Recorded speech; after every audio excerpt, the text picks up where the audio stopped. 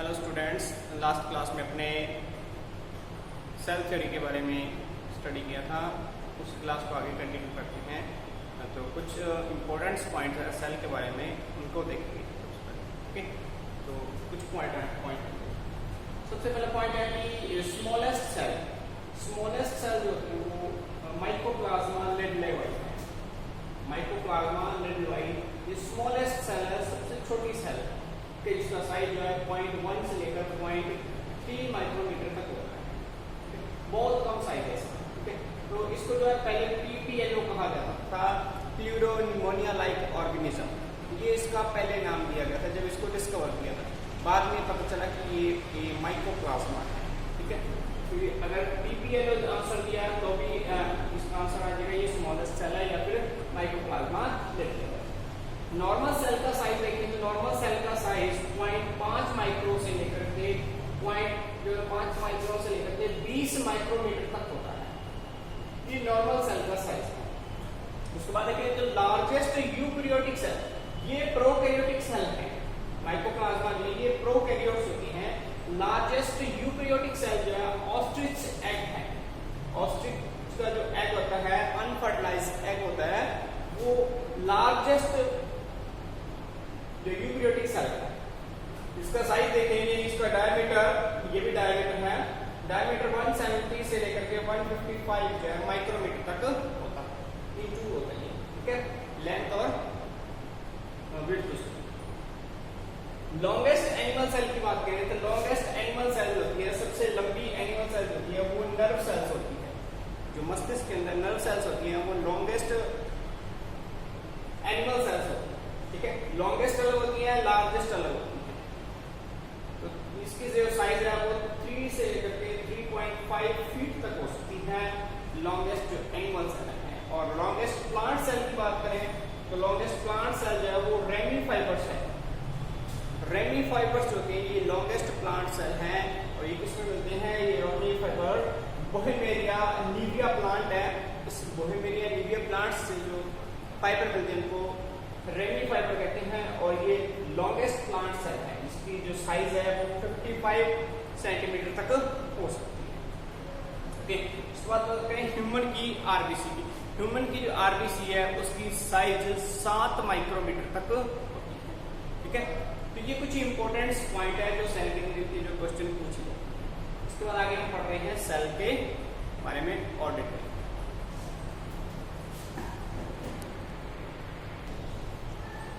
उसके बाद हम बात कर रहे हैं कि सेल की सेल की आकृति कैसी होती है। तो सेल जो है शेप के अंदर बहुत ज्यादा वेरी करती है, ग्रेटली जो है वेरी करती है। तो सेल में भी disc shape like RBC, may be polygonal meristematic cells and may be columnar cells जैसे कि एपिथेलियम सेल्स है, क्यूबॉइडल सेल्स हो सकती है, थ्रेड लाइक हो सकती है और इवन इर्रेगुलर शेप की भी हो सकती है। तो सेल्स की जो शेप है वो उसके फंक्शन पर, वो उसकी पोजीशन पर, उस पर डिपेंड करती है। तो ये डिफरेंट टाइप्स की जो है इसकी शेप हो सकती है, आकार इनका डिफरेंट हो सकता है। ठीक है, जैसे जैसे हम पढ़ते जाएंगे आगे वैसे वैसे इसके साइज के बारे में हम पढ़ते जाएंगे। ओके, नेक्स्ट है उसके बाद काइंड्स ऑफ सेल। ओके, तो देखिए डेवलपमेंट और स्ट्रक्चर ऑफ न्यूक्लियस, इन दोनों के बेसिस पर सेल के दो टाइप होते हैं। स्ट्रक्चर के बेसिस पर और उसके डेवलपमेंट के बेसिस पर सेल दो टाइप की होती हैं। एक है प्रोकैरियोटिक सेल और दूसरी eukaryotic cell. First is prokaryotic cell and second eukaryotic cells. तो दोनों सेल्स को हम स्टडी करेंगे। फर्स्ट ऑफ ऑल हम जो स्टडी कर रहे हैं प्रोकैरियोटिक सेल। ये प्रोकैरियोटिक सेल जो है प्रोकैरियोट वर्ड जो है दो वर्ड से मिलकर बना है, make of two words pro plus karyon. Pro का मतलब क्या होता है? Pro means primitive,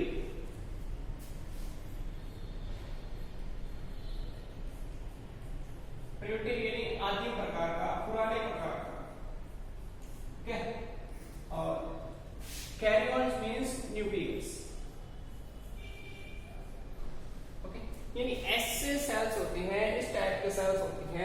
nucleus primitive type का होता है, पुराने टाइप का होता है, उन सेल्स को प्रोकैरियोट सेल्स कहते हैं। ओके, तो prokaryote cells are primitive types of cells in which the well-developed nucleus and membrane-bound cell organelles are not found. Okay? तो प्रिमिटिव टाइप जो सेल होते हैं, प्रोकैरियोट सेल होते हैं, इनके अंदर well-developed nucleus और membrane-bound cell organelles absent होते हैं. Okay? और इसका जो न्यूक्लियस होता है, this nucleus are called nucleoid. और जीनोफोर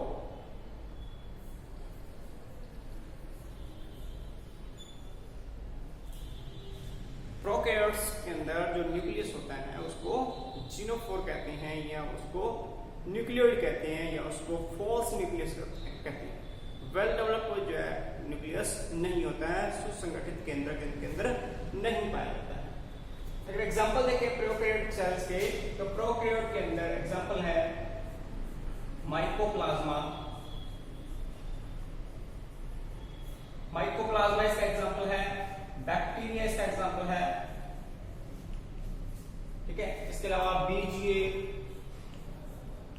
तो ये प्रोकैरियोटिक सेल के एग्जांपल हैं। अपने को ये कहा है कि प्रोकैरियोटिक सेल के बारे में बताइए, तो हम जो बैक्टीरिया के बारे में बता सकते हैं, बीजीए के बारे में बता सकते हैं, माइकोप्लाज्मा के बारे में बता सकते हैं। तो यहाँ पर हम प्रोकैरियोटिक सेल की स्टडी करेंगे, तो उसके लिए जो है हमारे पास जो एक टिपिकल सेल है वो बैक्टीरियल सेल है।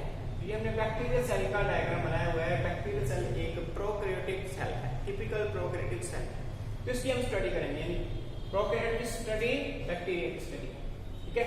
तो यहाँ पर प्रोकैरियोटिक सेल का यानी बैक्टीरियल सेल का डायग्राम हमने बना रखा है, इसको स्टडी करेंगे। तो इनके अंदर जो वेल डेवलप्ड न्यूक्लियस नहीं होता है, और ना ही कोई membrane bound cell organelles like mitochondria, chloroplast, plastids, endoplasmic reticulum, Golgi body, lysosomes etcetera are not found in cytoplasm of prokaryotic sales.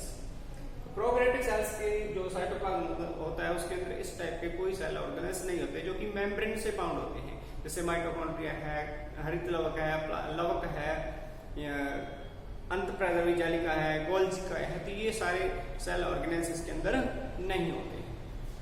Okay, उसके बाद देखें तो जो प्रोकैरियोटिक सेल है ये डिवाइड करती है, और इसमें डिवीजन जो होता है ए माइटोसिस से होता है। प्रोकैरियोटिक सेल जो है वो ए माइटोसिस डिवीजन से डिवाइड करती हैं। तो डिवीजन जो है वो 3 टाइप्स का होता है, ए माइटोसिस, माइटोसिस और मियोसिस। ए माइटोसिस टाइप का जो डिवीजन है वो प्रोकैरियोट सेल के अंदर होता है। इसके अलावा जो है प्रोकैरियोट जो जेनेटिक मटेरियल होता है, जो ये न्यूक्लिक एसिड होता है, उसके अंदर हिस्टोन प्रोटीन एब्सेंट होती है। प्रोकैरियोट के जेनेटिक मटेरियल के अंदर उसका जो अनुवांशिक पदार्थ है उसके अंदर हिस्टोन प्रोटीन नहीं होती है, हिस्टोन प्रोटीन एब्सेंट होती है। ओके, अब देखिए प्रोकैरियोटिक सेल की जो आउटर कवरिंग है उसके अंदर 3 लेयर होती है।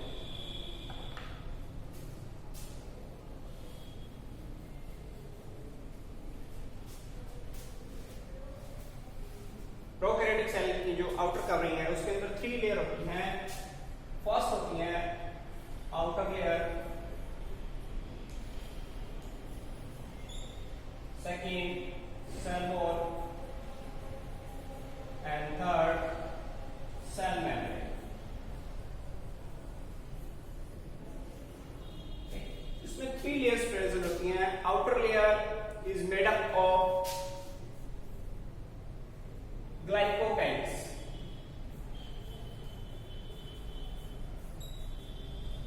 Outer layer is made up of glycocalyx and it is called capsule when it is hard and rigid structure। Outer layer इसको कैप्सूल कहते हैं, called capsule when it is hard and rigid structure, or it is called saline layer when it is formed as a loose layer। तो ये outer layer जो है ये बिल्कुल जो है ये वाली, इसमें कटिंग देखते हैं तो ये इसको कैप्सूल कहते हैं। कब कहते हैं कैप्सूल? जब ये हार्ड का है, ये आउटर कवरिंग हार्ड है, रिजिड है, तो इसको कहते हैं कैप्सूल। और जब ये लूज होती है, लूज फॉर्म के अंदर होती है, तब इसको कहते हैं स्लाइम लेयर। ठीक है, और बनी किसकी हुई है? ग्लाइकोकैलिक्स की बनी होती है, made up of glycocalyx. Next second layer है इसके अंदर cell wall. Cell wall is lying behind the outer layer and it is made up of peptidoglycan।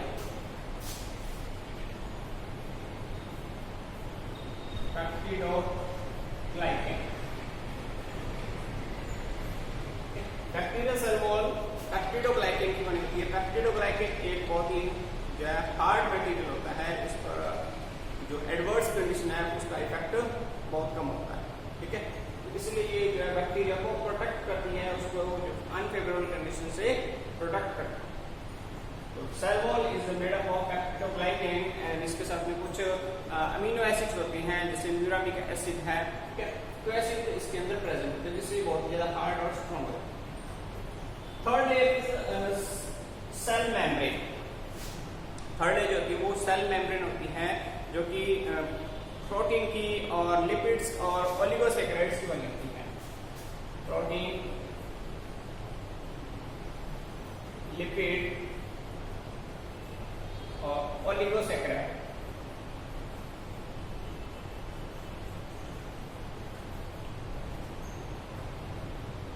Protein, lipid और ओलिगोसैकेराइड्स की बनी होती है। प्रोटीन जो होती हैं लिपोप्रोटीन होती है।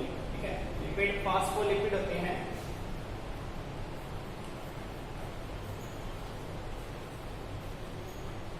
फॉस्फोलिपिड होते हैं और ओलिगोसैकेराइड्स होते हैं। इनसे मिलकर के ये सेल मेम्ब्रेन बनी।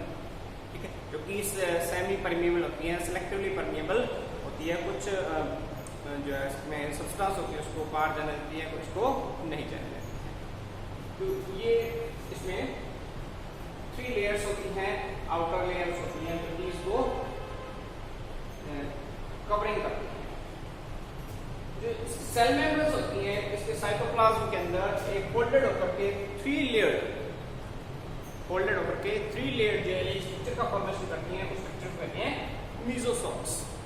ओके, सेल मेम्ब्रेन जो है फोल्ड होकर के साइटोप्लाज्म के अंदर एक स्ट्रक्चर का फॉर्मेशन करती हैं, उस स्ट्रक्चर को कहते हैं मीजोसोम्स।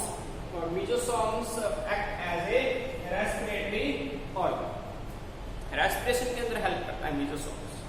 ओके, तो ये मीजोसोम्स का काम है।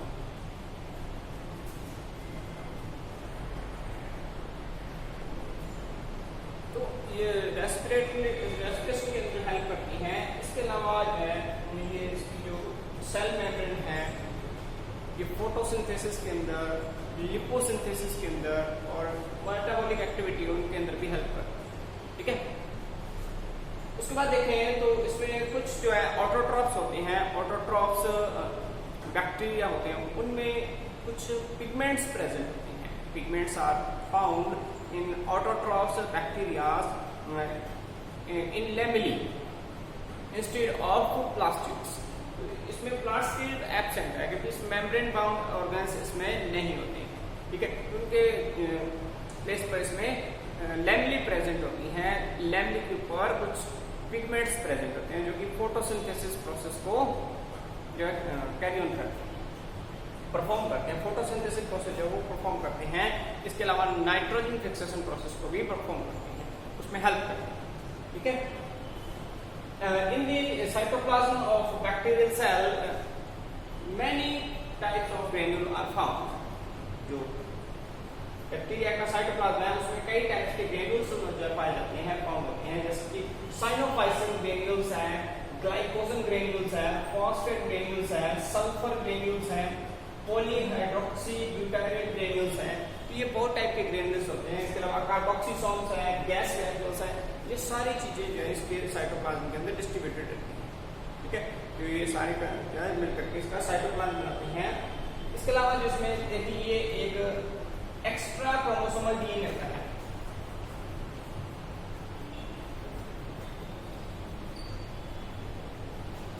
एक्स्ट्रा क्रोमोसोमल डीएनए इसमें प्रेजेंट होता है।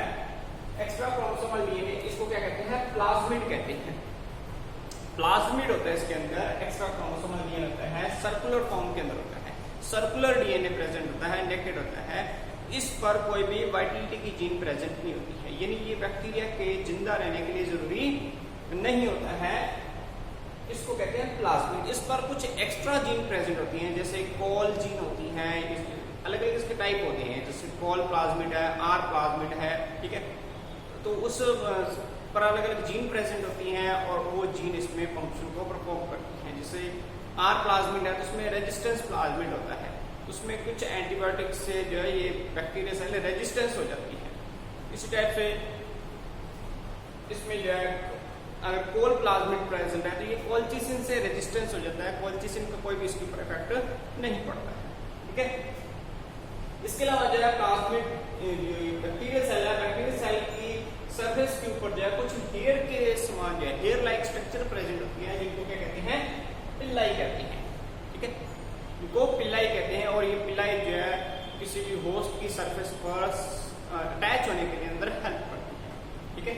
ये पिल्लाई इसकी पूरी सरफेस पर प्रेजेंट हो सकती है और इसमें सेल के लिए इसका जो न्यूक्लियस तो प्रेजेंट नहीं होता, लेकिन इसमें जेनेटिक मटेरियल जो है वो डीएनए की फॉर्म में होता है, नेकेड डीएनए होता है, ठीक है। नेकेड का मतलब है कि इसके अंदर हिस्टोन प्रोटीन एब्सेंट होती है, ओके। और इसमें एक फ्लैजेलम प्रेजेंट होता है।